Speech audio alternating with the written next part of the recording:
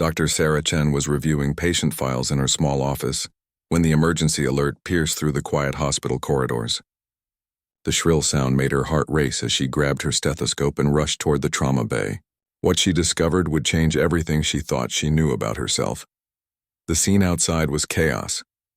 A massive tour bus had collided with 3 smaller vehicles on the interstate, creating a disaster that overwhelmed their rural hospital's capacity. Injured passengers were arriving faster than the medical staff could process them. Sarah watched as her colleagues struggled to keep up with the endless stream of casualties. Without hesitation, she stepped into the madness. Her hands moved with precision she didn't know she possessed, triaging patients with an efficiency that surprised even herself. She seemed to know exactly where each injury was before examining the victims, her decisions coming with lightning speed and perfect accuracy. The hospital's chief surgeon, Dr. Martinez, noticed her unusual performance immediately. Sarah was making complex medical decisions that should have taken years of specialized training. Yet she had only been working at their small-town facility for 6 months. Her background check had shown she was a recent medical school graduate, but her skills suggested something entirely different.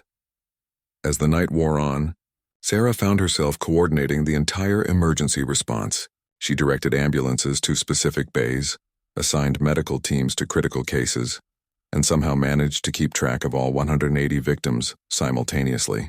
Her mind processed information like a supercomputer, calculating treatment priorities and resource allocation with mathematical precision. The strangest part was how calm she felt.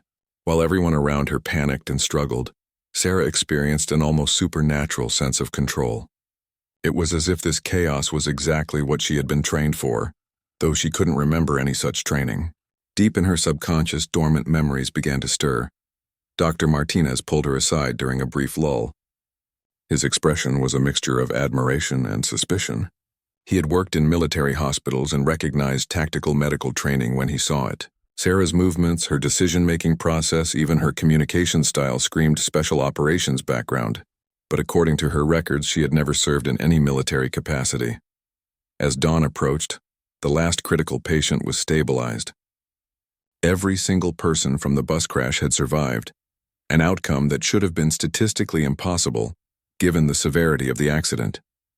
The medical team was exhausted and amazed, but Sarah felt strangely energized, as if she had just completed a familiar exercise rather than an unprecedented emergency. Local news crews arrived to cover the miraculous rescue effort. Sarah tried to avoid the cameras, instinctively moving to stay out of frame. She gave brief interviews but kept her answers vague and deflected praise to her colleagues.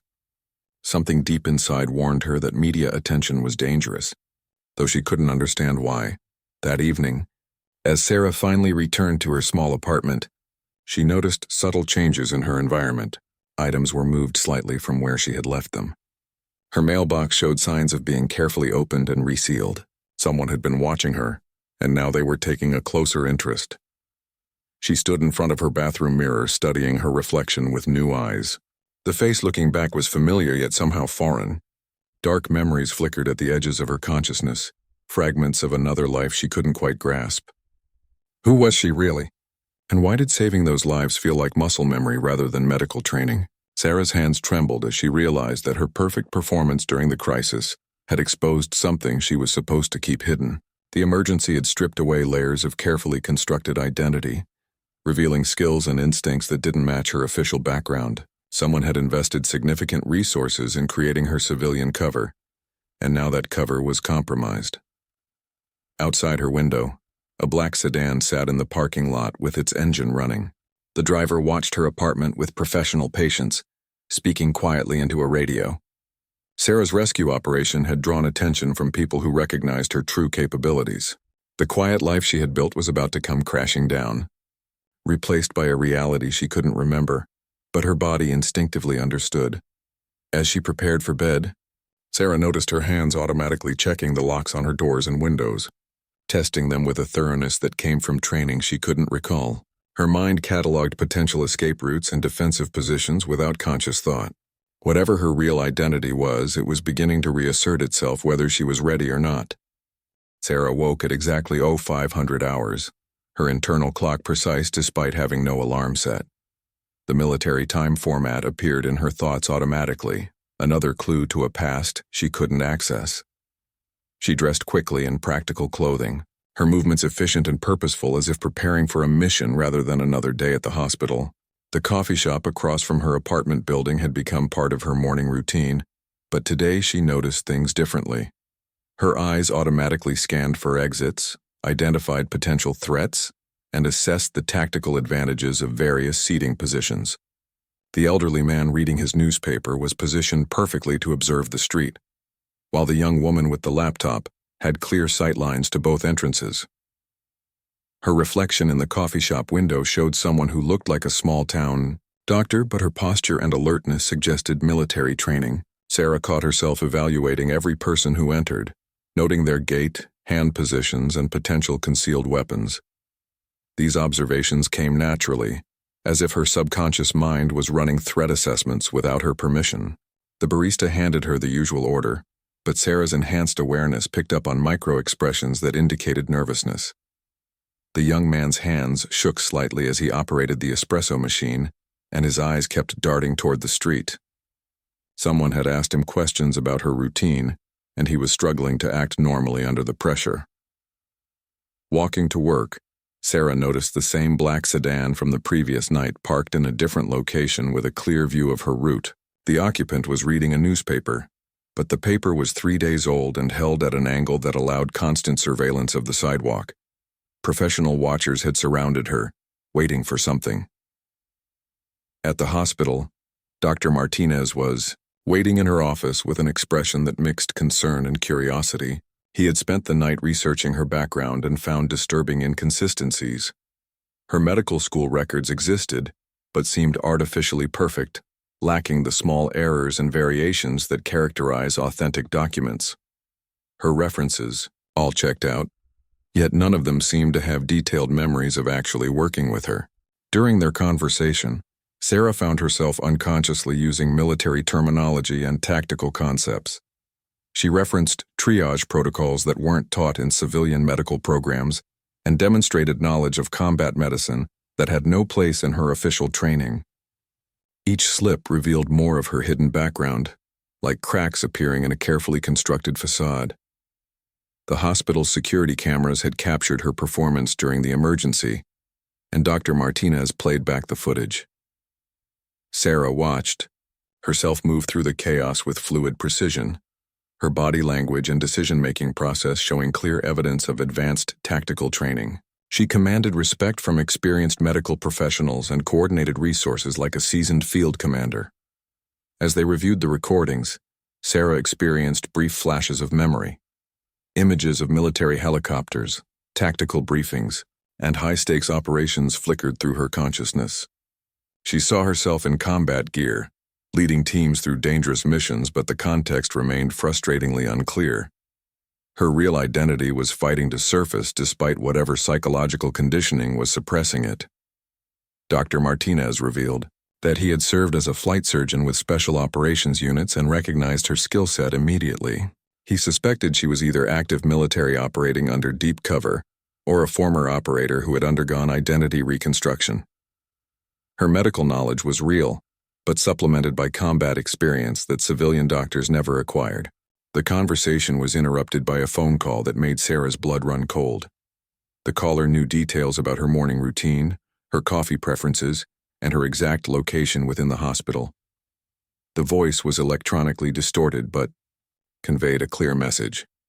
Her cover was blown and powerful people were closing in on her position. Sarah's training kicked in automatically. She ended the call and immediately began planning extraction routes from the hospital building. Her mind calculated timing, identified potential allies, and assessed available resources without conscious thought. The calm, methodical approach revealed years of operational experience in high-stress environments. Dr. Martinez watched her transformation with amazement and growing concern. The woman he knew as a quiet, small-town doctor was rapidly becoming someone else entirely. Her posture straightened, her voice carried new authority, and her eyes took on the sharp focus of a predator assessing threats. Whatever Sarah's real identity was, it was taking control of the situation. Outside the hospital, more vehicles had arrived. Men in suits moved with military precision, establishing perimeter positions and coordinating through concealed communication devices. Sarah recognized the deployment pattern as a standard containment operation designed to capture, rather than eliminate, a high-value target. The realization hit her like a physical blow. She wasn't just a former operative hiding in civilian life. Someone with significant resources and authority was actively hunting her, suggesting she possessed information or skills that made her either extremely valuable or extremely dangerous. The 180 lives she had saved had exposed capabilities that powerful people wanted to control. As alarms began sounding throughout the hospital, Sarah knew her quiet life was over. The emergency that had revealed her true nature was about to become the catalyst for something much larger and more dangerous than a simple medical crisis. Sarah's phone buzzed with an encrypted message that appeared automatically without her entering any passwords. The text contained coordinates, timing instructions, and a single word that made her heart race: Nightingale. The codename triggered a flood of suppressed memories, each one more shocking than the last. She remembered now. Project Nightingale had been the military's most classified medical operative program, combining advanced combat training with cutting-edge surgical techniques. Sarah wasn't just a former soldier or a doctor, she was both, engineered to save lives in the most dangerous operational environments imaginable. Her medical degree was real, but it was supplemented by years of specialized training that officially didn't exist. The hospital's fire alarm system activated, but Sarah recognized it as a coordinated extraction signal rather than an actual emergency. Someone was creating chaos to mask movement, either to capture her or to help her escape. Her enhanced hearing picked up the subtle difference between panicked civilian evacuation and the measured footsteps of tactical teams moving through the building. Dr. Martinez grabbed her arm as she prepared to leave. His military background had taught him to recognize when operations were going sideways, and every instinct told him that Sarah was walking into extreme danger. He pressed a secure communication device into her hand, explaining that he maintained contacts with special operations communities who might be able to help. The hospital corridors filled with confused staff and patients, but Sarah moved through the chaos like water flowing around obstacles. Her training allowed her to navigate crowds invisibly, using human traffic patterns to mask her movement, while avoiding security cameras and potential threats. Every step was calculated to maintain tactical advantage. In the parking garage, she found the vehicle indicated in her message, a nondescript sedan with military-grade armor hidden beneath civilian exterior panels. The keys were exactly where the coordinates specified, and the engine started with the smooth reliability of professionally maintained equipment. Someone with significant resources was orchestrating her extraction. The GPS system activated automatically, displaying a route that avoided main highways and utilized back roads through rural areas. Sarah recognized the tactical thinking behind the path selection: multiple escape routes, minimal surveillance infrastructure, and terrain that favored evasion over pursuit. Whoever was helping her understood how professional hunters operated. As she drove, more memories surfaced. She recalled operating in war zones where her medical skills saved soldiers, while her combat training kept her alive in hostile territory. Project Nightingale operatives were deployed to situations too dangerous for regular medics, but too medically complex for standard special forces. They were the military's answer to impossible rescue scenarios. The radio crackled with encrypted communications that her brain decoded automatically. Multiple teams were converging on her last known position, but they were arriving at an empty hospital parking garage. Her extraction had been timed perfectly to avoid capture, suggesting that allies were monitoring the situation and coordinating her escape in real time. Highway signs indicated she was heading toward a small regional airport, but Sarah's enhanced situational awareness detected pursuit vehicles maintaining careful distances behind her. The hunters had adapted to her escape attempt and were herding her toward a specific location. The extraction might be leading her into a trap rather than to safety. Her phone displayed another message with updated coordinates and a warning about compromised routes. The communication included tactical assessments of pursuing units and suggested countermeasures that revealed intimate knowledge of enemy capabilities. Sarah was being guided by someone with access to military intelligence and operational planning resources. The pursuit vehicles began closing distance as she approached the airport. their professional driving techniques confirming her suspicions about their identity. These weren't local law enforcement or civilian security. They were military or intelligence operatives with specialized training in vehicle, interdiction, and target capture. Sarah's muscle memory took control as she executed evasion maneuvers that pushed the sedan to its performance limits. The vehicle responded better than expected, confirming that it was equipped with modifications designed for exactly this type of situation. Her extraction team had prepared for pursuit and given her tools to survive it. At the airport, a small aircraft sat on the tarmac with engines already running. The pilot waved urgently from the cockpit, but Sarah's training screamed warnings about the tactical situation.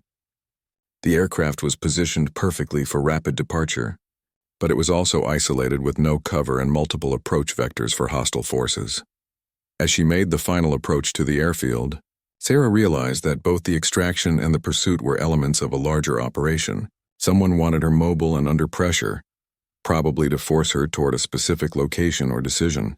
The rescue might be authentic, or it might be an elaborate manipulation designed to exploit her desperation. The pursuing vehicles spread out to surround the airport perimeter, but they maintained distance rather than closing for capture. Their positioning suggested they were prepared to track her next movement, rather than prevent her current escape. Sarah was being allowed to run, which meant her destination was either already compromised or exactly where her enemies wanted her to go. The aircraft lifted off just as armed figures emerged from concealment around the airport. Sarah watched through the window as her pursuers coordinated with military precision, their equipment and tactics confirming her worst fears. She wasn't being hunted by criminals or rogue operators. This was an official military operation designed to recapture a valuable asset. The pilot introduced himself as Colonel James Rodriguez, retired Air Force with connections to people who remembered Project Nightingale. His weathered face carried the calm confidence of someone who had flown dangerous missions, and Sarah's instincts told her he was genuine. The aircraft itself was a modified civilian plane, with military-grade navigation and communication systems hidden beneath standard exterior panels. As they gained altitude, Rodriguez explained that her hospital rescue had triggered automatic alerts within networks of former Special Operations personnel. The Nightingale program had been officially terminated years ago, but veterans of the project maintained informal communication channels to protect surviving operatives. Sarah wasn't alone. There were others like her scattered across the country. The radio crackled with coded transmissions as Rodriguez coordinated with ground teams who were monitoring their pursuers. Sarah learned that her escape was part of a larger pattern of attacks on former Nightingale operatives. Someone was systematically hunting down project veterans, either to eliminate them or force them back into service for purposes that remained unclear. Through the aircraft's enhanced sensors, they detected military aircraft scrambling from nearby bases. The response was massive and coordinated, suggesting that Sarah's capture was a high-priority objective for powerful people with access to significant resources. Rodriguez grimly noted that this level of attention usually meant either treason charges or something much worse. Sarah's memories continued flooding back as the adrenaline cleared her suppressed conditioning. She recalled missions in hostile territories where her medical skills had saved both American soldiers and civilian populations. The Nightingale operatives had been heroes in every measurable way, so why were they now being hunted by their own government? The answer came through encrypted communications from Rodriguez's contacts. The original Nightingale program had been shut down after operatives began questioning orders that contradicted medical ethics and international law. Sarah and her colleagues had been trained to save lives, but someone had tried to weaponize their skills for purposes that violated everything they believed in. Rodriguez changed course toward a remote airstrip in Montana, explaining that former Special Operations communities had established safe houses for personnel being targeted by rogue intelligence operations. The location was defended by veterans who understood that their own government might sometimes become the enemy of good soldiers who refused illegal orders. Military jets appeared on their radar, closing fast with weapon systems active. Rodriguez's calm demeanor cracked slightly as he realized the pursuit force was larger than expected and seemed prepared to use lethal force. Sarah found herself calculating survival odds and potential countermeasures, her tactical training automatically analyzing their desperate situation. The radio exploded with urgent communications as two F-22 Raptors suddenly appeared alongside their aircraft. Sarah expected immediate destruction, but instead heard a familiar voice over the communication channel. The lead pilot identified himself using a call sign that made her heart race. Guardian Angel 1. Another Nightingale operative. Major Lisa Chen, no relation despite the shared surname, had been Sarah's partner during the most dangerous Nightingale missions. Lisa had transitioned to fighter pilot training after the program's termination, using her enhanced reflexes and tactical thinking to become one of the Air Force's elite aviators. She had been monitoring military communications and intercepted the hunt for her former teammate. The F-22s positioned themselves between Sarah's aircraft and the pursuing military forces, their presence immediately changing the tactical equation. Lisa's voice was professional, but carried emotional undertones as she warned off the other military aircraft. She was using her legitimate authority as an active-duty pilot to protect a fellow veteran from what appeared to be an illegal operation. Ground controllers began issuing increasingly urgent orders for Lisa to stand down, but she responded with calm professionalism while maintaining her protective formation. Sarah listened to her former partner risk her entire career to provide protection, demonstrating the loyalty that had made Nightingale teams so effective during their operational years. The pursuing aircraft backed off rather than engage active F-22s, but Lisa warned that her intervention was temporary. Higher authorities would soon override her tactical command and potentially brand her as a rogue operative. The window for escape was measured in minutes rather than hours, and they needed to reach sanctuary before military bureaucracy caught up with their situation. Rodriguez pushed the civilian aircraft to maximum performance as they raced toward the Montana airstrip. Sarah watched the F-22s maintain formation around them, their pilots risking everything to protect someone they had never met simply because she had served alongside their squadron leader. The bonds forged during special operations transcended normal military hierarchy. Lisa's voice crackled over the radio with final coordinates and a brief personal message that brought tears to Sarah's eyes. Her former partner was being ordered to return to base immediately, but she had bought enough time for the escape to succeed. As the F-22s peeled away, Sarah realized that Project Nightingale had created more than just enhanced soldiers. It had forged a family willing to sacrifice everything for each other. The Montana airstrip appeared ahead, surrounded by rugged terrain that would make pursuit difficult. Rodriguez began his approach while scanning for potential threats, but the remote location showed signs of friendly preparation. Ground teams with military bearing were positioned to provide security, and Sarah recognized the coordinated defensive posture of people who knew how to protect valuable assets. As they touched down, Sarah understood that her rescue was just the beginning of something much larger.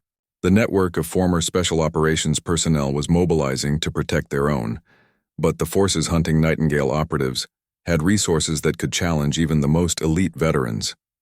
The battle for her freedom was about to become a war for the soul of the military she had once served. The Montana Safe House was a converted ranch facility that looked ordinary from the outside, but revealed sophisticated defensive preparations upon closer inspection. Sarah noticed reinforced walls, concealed weapon positions, and communication equipment that suggested this was one node in a larger network of installations designed to protect military veterans from their own government. Inside the main building, she met Commander Patricia Walsh, a former Navy SEAL who had transitioned to coordinating protection networks for targeted Special Operations personnel. Walsh's briefing room contained maps, photographs, and intelligence reports that painted a disturbing picture of systematic attacks on former Nightingale operatives across multiple states. The intelligence was sobering and terrifying. 8 former Nightingale operatives had been captured or killed in the past 6 months, each one taken while living quiet civilian lives under carefully constructed identities. Sarah's hospital rescue had made her the 9th target, but also the first to escape the initial capture attempt with help. From the underground network, Walsh explained that the attacks were being coordinated by a private military contractor called Meridian Solutions, which had connections to intelligence agencies and Defense Department officials who wanted to restart the Nightingale program under corporate control. The captured operatives were being held at a classified facility where their enhanced abilities were being studied and potentially replicated. Sarah learned that her memory suppression had been incomplete, probably due to the psychological trauma of whatever had caused the original program's termination. The other captured operatives might not even remember their real identities, making them perfect subjects for behavioral modification and skill extraction. The implications were horrifying for anyone who understood military medical ethics. The Safe House's communication center buzzed with encrypted reports from assets around the country. Rodriguez had made contact with Major Lisa Chen, who was under investigation for her unauthorized intervention, but still had access to military intelligence networks. Her reports confirmed that Meridian Solutions had been granted extraordinary authority to recover stolen government assets. Walsh's team included veterans from multiple special operations units who had become suspicious of orders that violated their ethical training. They had been quietly documenting illegal activities within military and intelligence communities, building evidence for what they hoped would eventually become a formal investigation by honest officials. Sarah's medical background made her particularly valuable to the resistance network, but also made her a high-priority target for recapture. The enhanced surgical techniques developed during Project Nightingale could revolutionize battlefield medicine if properly applied, but they could also be weaponized in ways that violated international law and medical ethics. The evening briefing revealed the scope of the conspiracy. Meridian Solutions was planning to create a new generation of enhanced medical operatives who would serve corporate interests rather than national defense. The captured Nightingale veterans were being used as test subjects to perfect psychological conditioning techniques that would create absolutely loyal personnel with no ethical constraints. As Sarah studied intelligence reports, she recognized several former colleagues among the captured operatives. These were people she had served alongside during the most dangerous missions, heroes who had saved countless lives in combat zones. Seeing their photographs in enemy files filled her with rage and determination to rescue them. Walsh's network had been planning a rescue operation for months, but they lacked someone with Sarah's combination of infiltration skills and medical knowledge. The facility holding the captured operatives was designed like a medical research center, requiring someone who could navigate both security systems and complex medical equipment without triggering alarms. The plan was ambitious and extremely dangerous. Sarah would infiltrate the Meridian facility using forged credentials as a consulting physician, gather intelligence on the captured operatives' conditions, and establish communication channels for a coordinated rescue operation. The timing would be critical because Meridian was planning to transfer the prisoners to an overseas location within days. Rodriguez volunteered to provide air support using civilian aircraft modified with military-grade systems, while Lisa Chen worked to gather intelligence from within the official military command structure. The operation would require precise coordination between active duty personnel and underground networks, creating risks for everyone involved. Sarah spent hours reviewing facility blueprints and security protocols, her enhanced memory allowing her to absorb complex information with remarkable speed. The Meridian installation was heavily defended but designed to keep people in rather than out, suggesting that infiltration might be possible for someone with her specialized training. As she prepared for the mission, Sarah realized that her decision to save 180 lives in a hospital emergency had set in motion events that could either expose a massive conspiracy or get her and her allies killed. The quiet life she had built was gone forever, replaced by a mission that would determine whether Project Nightingale's legacy would be used to help people or control them. The underground network began mobilizing resources for an operation that would either free the captured operatives or result in the complete destruction of everyone involved. Sarah checked her equipment one final time, knowing that the next phase of her journey would test every skill she had learned. During her years as a Nightingale operative, Walsh's final briefing included a sobering reminder that success would only be the beginning of a larger battle. Exposing Meridian Solutions would require surviving long enough to present evidence to officials who weren't compromised by the conspiracy, assuming such people still existed within the government that had once trained them to serve. Sarah's approach to the Meridian facility required her to become Dr. Elena Vasquez, a neurosurgical consultant with credentials that would pass initial security screening, but wouldn't survive detailed investigation. The forged identity had been crafted by Walsh's network, using real medical databases and careful, insertion of backdated records that created a plausible, professional history. The facility was located in a remote area of Nevada, disguised as a private medical research center that specialized in traumatic brain injury treatment. Sarah's cover story involved consulting on advanced surgical techniques for military personnel with combat-related neurological damage, giving her legitimate reasons to access restricted areas and examine patient files. Her infiltration began at dawn, when she presented herself at the main gate as scheduled for a morning briefing with Dr. Marcus Sterling, the facility's director. Sarah's enhanced observational skills immediately identified the installation's true nature. The defensive positions, communication arrays, and personnel movement patterns all indicated a military-grade detention facility rather than a medical center. Inside the main building, Sarah noted that the staff moved with military precision, despite wearing civilian medical uniforms. The facility's layout included features that made no sense for legitimate medical research, but were perfectly designed for containing and studying unwilling subjects. Her medical training allowed her to recognize experimental equipment that exceeded ethical boundaries. Dr. Sterling was a former military physician who had been recruited by Meridian after developing controversial theories about enhancing human performance through psychological conditioning combined with surgical implants. His briefing revealed that the facility was conducting experiments that would have violated every medical ethics standard. Sarah had learned during her training. The tour of medical wings provided Sarah with critical intelligence about her captured colleagues' conditions. She recognized several former Nightingale operatives being held in what Sterling described as recovery suites, but were actually sophisticated prison cells equipped with monitoring systems and automated medication delivery. Her friends were being kept drugged and compliant while undergoing psychological reprogramming. Sarah's medical credentials allowed her to access patient files that revealed the full scope of Meridian's program.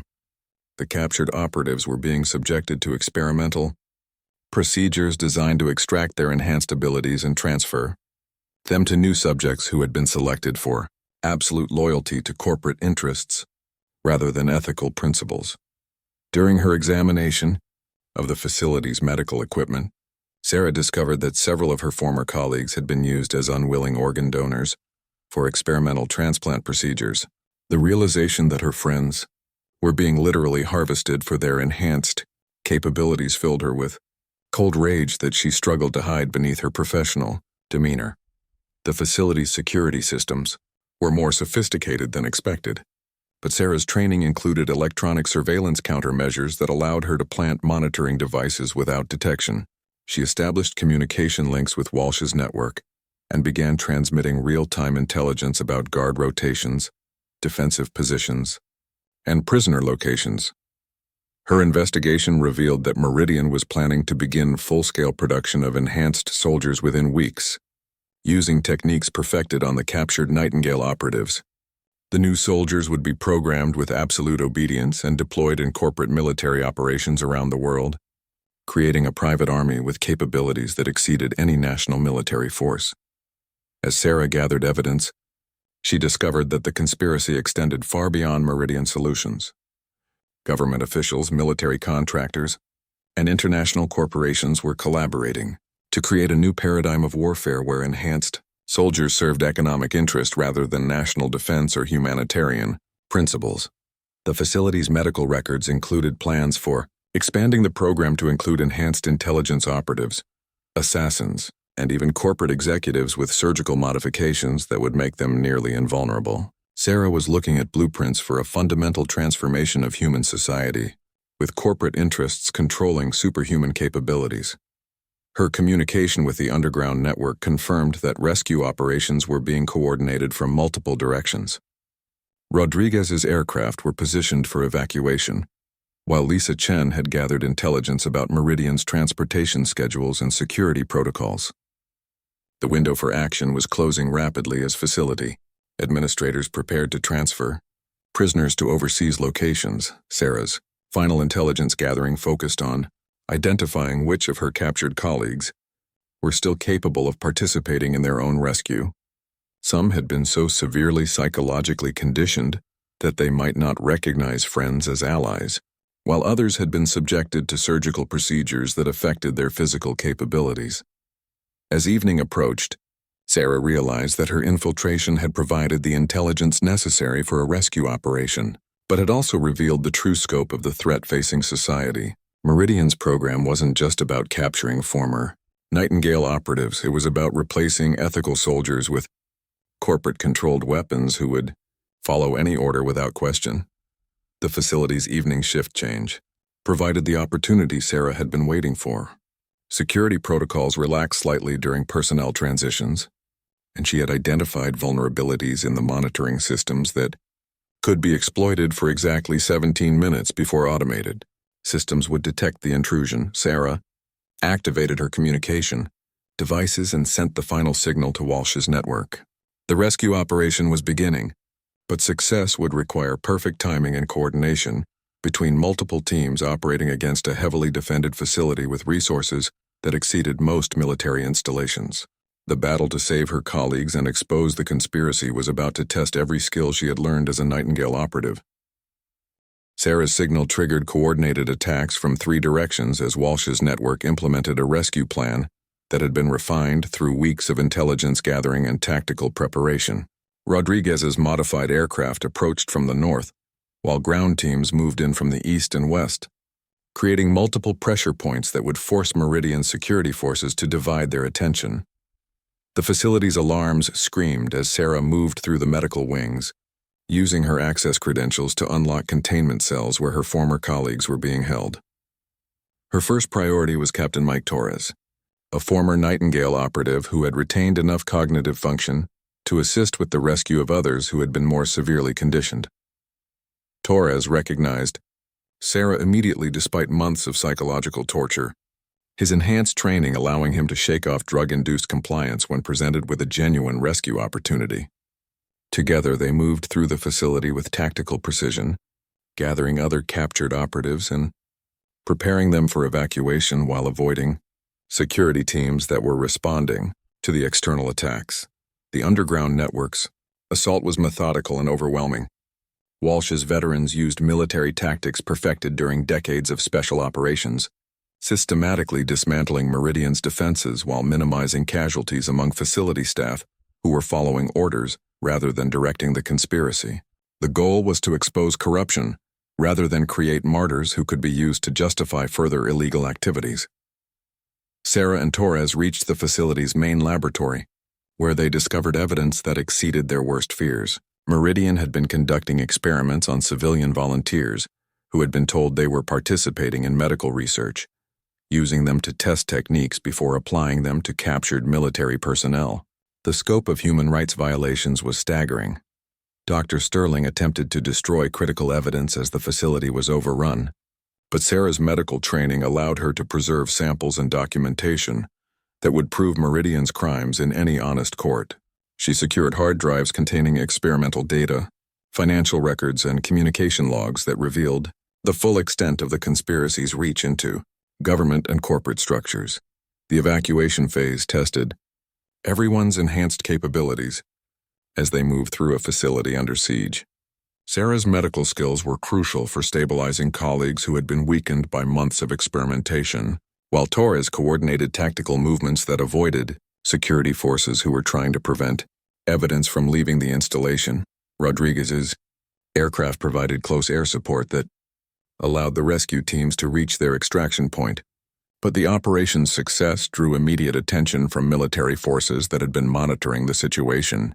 F-22 Raptors appeared in the distance, and Sarah feared that Lisa Chen might be forced to choose between her military career and protecting former colleagues again. The radio crackled with Lisa's voice as she identified herself to approaching military aircraft, but this time she wasn't alone. Other former Nightingale operatives who had remained in active military service had quietly coordinated their own investigation of Meridian solutions, and they were prepared to provide evidence of the conspiracy to honest officials within the military command structure. Sarah watched from Rodriguez's aircraft as the Meridian facility was secured by legitimate military forces, rather than corporate security teams. The rescue operation had succeeded, but more importantly, It had exposed corruption that reached into the highest levels of defense contracting and government oversight. The evidence they had gathered would prevent similar programs from operating in secrecy. The underground network's successful operation triggered a broader investigation that revealed similar facilities operating around the world. Meridian Solutions was part of an international conspiracy to create corporate-controlled enhanced soldiers, and Sarah's decision to save 180 lives in a hospital emergency had ultimately exposed a threat to human freedom that most people never suspected existed. In the aftermath of the rescue, Sarah found herself testifying before congressional committees and international human rights organizations, using her medical expertise to explain how Meridian's experiments violated fundamental ethical principles. Her testimony helped establish new oversight mechanisms for military medical research and corporate involvement in defense activities. The captured evidence led to criminal prosecutions that dismantled much of the conspiracy, though Sarah suspected that similar programs would eventually emerge under different names and organizations. The battle to protect enhanced veterans would continue, but the underground network had established precedents and connections that would make future operations more difficult for corrupt officials. 6 months later, Sarah returned to medical practice, but this time as part of a legitimate program that provided enhanced medical capabilities to military personnel while maintaining strict ethical oversight. Her colleagues from Project Nightingale were offered similar opportunities to use their skills in service of humanitarian principles rather than corporate profits. The hospital where Sarah had first revealed her true capabilities established a memorial to the 180 people whose lives had been saved during the bus crash emergency. She stood before the memorial on the anniversary of that night, reflecting on how one moment of crisis had led to exposing a conspiracy that threatened the foundations of ethical military service. Sarah's hidden codename among the F-22s had emerged not as a tool of war, but as a symbol of medical professionals who refused to compromise their principles regardless of the pressures they faced. The Nightingale legacy would continue, but this time guided by the ethical training that had originally inspired the program, rather than the corporate interests that had tried to corrupt it.